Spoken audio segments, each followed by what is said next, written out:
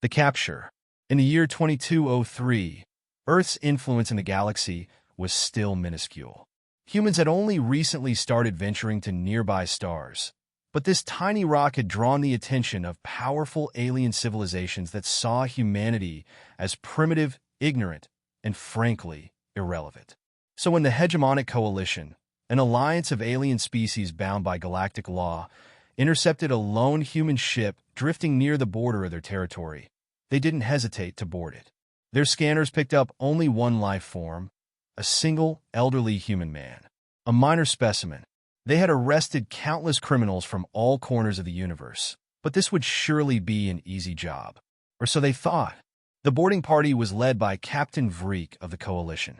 Vreek was a Cruxian, a 7-foot-tall, silver-skinned being with piercing yellow eyes and a sense of authority that intimidated even his crew. As he entered the cabin of the ship, he found the old man calmly sitting in a chair, looking out of the viewport, unperturbed by the invasion. "Human," Vreek announced, "by the authority of the Hegemonic Coalition, you are under arrest for illegal trespassing in Coalition territory." The old man didn't even flinch. Instead, he let out a small chuckle. "Son, you have no idea what you've just done," he said, his voice deep and calm. Ignoring the warning, Vreek restrained him with a pair of heavy plasma cuffs. As they escorted him to their ship, the alien crew members couldn't help but notice a strange, almost mischievous glint in his eyes. The interrogation. Once on board the Coalition's flagship, the Intrepid Dawn, the human was thrown into an interrogation chamber. He still showed no signs of fear or resistance.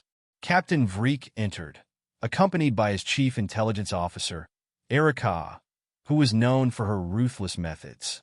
"State your name, human," Vreek demanded. The old man smiled, leaning back in his seat. "Name's George Thompson, retired librarian, formerly of Earth. But you, Captain, might know me by another name if you'd ever read up on your history." Erica narrowed her eyes. A librarian? A joke, perhaps? But George Thompson was undeterred. "Not a joke, but I've been around a long time, met a lot of folks. Some might say I've even outlived time itself." The alien scoffed. But the scanners began to pick up something strange. A faint energy field surrounding George that didn't match any known human biology. Vreek leaned closer. "How old are you, George Thompson?" The old man's eyes sparkled. "Born in the year 2023. Makes me about 180 years old now. Give or take a few decades, depending on how you measure it." The room fell silent. It was impossible, according to the Coalition's understanding of human lifespan, but the scans didn't lie. His cells showed signs of extreme age, yet they were teeming with energy, constantly renewing themselves. "What are you?" Erica whispered. George's smile widened. "Let's just say, I'm something of a relic. I didn't live this long by accident." Secrets revealed. The Coalition, intrigued, ran every test they could think of. They scanned his DNA, ran complex simulations, and even tried mental probing, all to no avail. The scans showed an unchanging energy signature bound to him, one that seemed to resonate with the very fabric of the cosmos itself. In desperation, Vreek asked him directly, "What do you know about the energy within you?" George chuckled. "I don't have energy within me, Captain. I am the energy. It's something I picked up a century or so ago. Something from a dying star. An ancient entity gave me the gift, or curse, of endless life." He paused, and for a moment, his eyes grew somber. "The stars know me, Captain. They speak to me. And right now, they're telling me you've made a terrible mistake." As he finished speaking, the lights in the interrogation room flickered. Then, the entire ship shuddered. "What is happening?" Vreek shouted as the alarms blared. The ship's AI reported unidentified power surge originating from the prisoner's location. George sat calmly as arcs of electricity began to dance around him. His skin glowed faintly as the energy field intensified.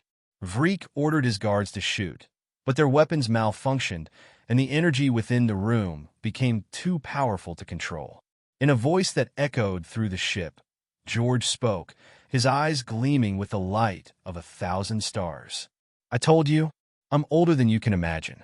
I've witnessed the birth and death of stars, and I've touched the void. You cannot contain what you don't understand. The escape. In one final surge, George dissipated into pure energy, merging with the ship's systems. He bypassed their controls, disengaging their security protocols, and even took control of the main drive. The crew scrambled, but he was everywhere at once, manipulating the ship as if it were a toy. Then, in a moment, he rematerialized in the control room, completely free of his restraints. The alien crew stood, paralyzed with fear. Vreek, desperate, tried to reason with him. "Why are you doing this? What do you want?" George looked at him with pity. "I just wanted to go home, Captain. But you had to make things difficult."